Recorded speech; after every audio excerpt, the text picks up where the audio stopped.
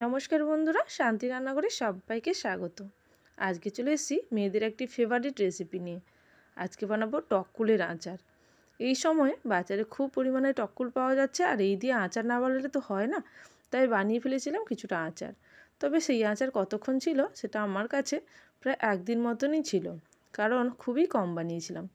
প্রথমেই আমি এই 300 মতন কুল নিয়েছি, সেটাকে ভালো করে ধুয়ে পরিষ্কার করে নিয়েছি। তারপরে এর এই ছোটো ডাঁটাগুলোকে বের করে নিচ্ছি। কুল আমি কিনেছিলাম প্রায় 1 কিলো মতো, তবে সেই কুল কাঁচা খাওয়া হয়ে গেছে। এই আচারের জন্য খুবই অল্প আছে, তাই অল্প দিয়ে আচার বানিয়ে খেতেই হবে। তবে আমি আজকে যেভাবে আচার বানানো দেখাবো, এইভাবে বানিয়ে আপনারা কিন্তু অনেক দিন স্টোর করে রাখতে পারেন। তাই দেখে নিন কীভাবে আচার বানিয়ে রাখলে অনেক দিন স্টোর করা যায়। এটা আমি আমার ঠাকুমার কাছ থেকে শিখেছি, আপনারা চাইলে এইভাবে বানিয়ে নিতে পারেন। প্রথমেই ভালো করে ধুয়ে পরিষ্কার করে এই ডাঁটাগুলোকে ছাড়িয়ে নিয়ে এবং ভালো করে কুলটাকে বেছে নিতে হবে যদি কোনো পোকা থাকে। তারপরে কুলটাকে রোদে দিয়ে ভালো করে শুকিয়ে নিতে হবে। আমি এখানে একদিন মতন রোদে দিয়েছিলাম, তাতেই কিন্তু কুলটা এরকম শুকনো হয়েছে। তবে আপনারা চাইলে অনেক দিন বা 2-3 দিন কিন্তু শুকনো করে নিতে পারেন। ভালো করে যত শুকনো করে নেবেন তত কিন্তু কুলের আচারটা বেশ অনেক দিন থাকবে। কুলের আচারটা শুকনো করার পরে দেখুন এই রকম দেখতে হয়েছে। এরপরে এটাকে আমি প্রথমে ফাটিয়ে নেব।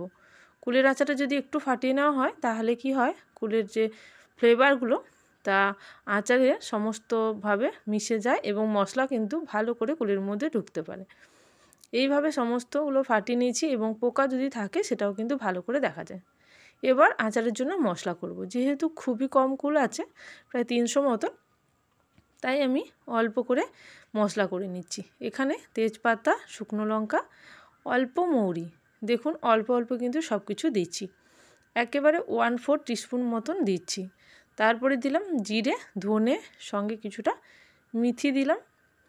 এরপরে ভালো করে এটাকে নেড়ে চেড়ে ভেজে নেব। সঙ্গে কিন্তু অল্প জিরে দিয়েছি, জিরেটা একটু বেশি দিলাম। মেথি কিন্তু একেবারে অল্প দেবে, না হলে কিন্তু তেতো হয়ে যাবে।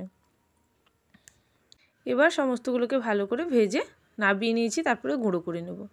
এবার কিছুটা গুড় আমি এখানে গলিয়ে নেব।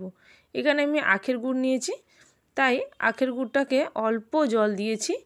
ওই 3 থেকে 4 টেবিল স্পুন মতন জল দিয়ে তারপরে ভালো করে মেল্ট করে নেব এবং একটা ছাঁকনির সাহায্যে ছেঁকে নিয়ে তারপরে কিন্তু আমি আচারের মধ্যে অ্যাড করব। কারণ আখের গুড়ে অনেক সময় অনেক কিন্তু ছোটোখাটো টুকরো পাথর বালি থাকে, তাই অবশ্যই কিন্তু ভালো করে এটাকে মেল্ট করে নিয়ে তারপর এটাকে আচারে দেওয়া উচিত।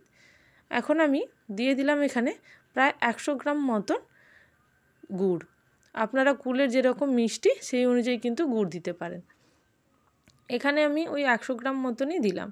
এবার ভালো করে এটাকে মেল্ট করে নিই। তবে 100 গ্রাম কিনা সেটা কিন্তু আমি মেপে দেখিনি, মোটামুটি আমি একটা হাতের আন্দাজে দিয়েছি। এরপর এটাকে এইভাবে মেল্ট করে নিচ্ছি। তবে খুব বেশি পাক করার এখনও প্রয়োজন নেই, এইভাবে কিন্তু মেল্ট করে নিলেই হবে।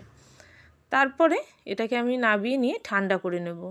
ঠান্ডা করে নিয়ে এটাকে ছাঁকনির সাহায্যে ছেঁকে নেব। এখন আমি আর একটা কড়াই বসিয়ে দিয়ে এর মধ্যে অল্প তেল দিলাম। কুলের আচার বানানোর জন্য খুব বেশি তেল লাগে না, ওই ধরুন 3 টিস্পুন মতন তেল দিলাম। পরে আমি এই তেলের মধ্যে দিয়ে দিলাম 5 ফোড়ন, খুবই অল্প, ওই 1/4 টিস্পুন মতনই। এবার দিচ্ছি শুকনো লঙ্কা ফোড়ন। এগুলো দিলে এর টেস্ট ভালো হয়, তাই দিলাম। তারপরে কুলটা দিয়ে দেবো। কুলটা যেহেতু ভালো করে শুকনো করা আছে, তাই এইভাবে নাড়িয়ে চাড়িয়ে ভালো করে মিশিয়ে নিতে হবে এবং কিছুক্ষণের জন্য ভেজে নিচ্ছি। কুলটাকে ভাজা হয়ে গেলে এরপরে এই কুলটাকে এই কড়াইয়ের মধ্যেই থাকবে, এর মধ্যে আমি গুড় মিশিয়ে নেব। কুলের মধ্যে ভালো করে ভেজে নিলে কুলের যদি এক্সট্রা জলটা থাকে সেটা কিন্তু চলে যায়। এরপরে আমি দিয়ে দিচ্ছি গুড়। গুড়টা আমি আগে থেকে ছেঁকে রাখিনি, তাই আমি ছাঁকনির সাহায্যে গুড়টা ছেঁকে ডাইরেক্ট কিন্তু আমি এখানে কড়াইয়ের মধ্যে দিয়ে দিচ্ছি। গুড়টা দেওয়ার পরে গ্যাসের ফ্লেমটা কিন্তু এই অবস্থায় একেবারে স্লো রাখতে হবে। আচার বানানোর সময় সব সময় কিন্তু ধৈর্য নিয়ে স্লো ফ্লেমেই করতে হবে। হাই ফ্লেমে করলে গুড়টা এক্ষুনি পুড়ে যাবে এবং আচারের যে ফ্লেভার সেটা কিন্তু আসবে না, তেতো লাগবে। তাই গ্যাসের ফ্লেম স্লো রেখে এইভাবে কিন্তু ভালো করে নাড়াচাড়া করে মিশিয়ে নিচ্ছি। সঙ্গে সঙ্গে কিন্তু এইভাবে খুন্তির সাহায্যে কুলগুলোকে ভেঙে দিচ্ছি, যাতে আরও কিছুটা ভেঙে গিয়ে ফ্লেভারটা ভালো মতন ঢুকতে পারে কুলের মধ্যে। তাই এইভাবে কুলগুলোকে যেগুলো গোটা আছে সেগুলোকে আমি ফাটিয়ে নেওয়ার চেষ্টা করছি। কিছুক্ষণ এইভাবে নাড়াচাড়া করার পরে এবার আমি গুড়ের মধ্যে কিছু মশলা অ্যাড করব। যেমন অল্প এখানে লঙ্কার গুঁড়ো এবং অল্প হলুদের গুঁড়ো দিচ্ছি। এখানে হলুদের গুঁড়ো না দিলেও চলে, তবে কিছুটা দিলে কালারটা কিন্তু খুব ভালো আসে, তাই আমি অল্প অল্প করে লঙ্কার গুঁড়ো এবং হলুদের গুঁড়ো দিলাম। কারণ অলরেডি মশলার মধ্যে লঙ্কা দেওয়া আছে, তবে যদি খুব বেশি ঝাল খেতে চান তাহলে কিন্তু অবশ্যই লঙ্কা গুঁড়ো বেশি করে দিতে পারেন। এইভাবে এটা নাড়াচাড়া করছি, গ্যাসের ফ্লেম স্লো রেখে দিয়ে এদিকে মশলাটা গুঁড়িয়ে নেব। শিলনোড়ার মধ্যে যদি মশলাটা গুঁড়িয়ে নেওয়া হয় তাহলে কিন্তু টেস্ট খুব ভালো হয়। আর এদিকে কিন্তু অল্পই ছিল মশলা, তাই আমি আর মিক্সিং জারের মধ্যে গুঁড়ালাম না, শিলনোড়ার মধ্যে দিয়ে গুঁড়িয়ে নিয়েছি। এবার দিয়ে দিচ্ছি লবণ।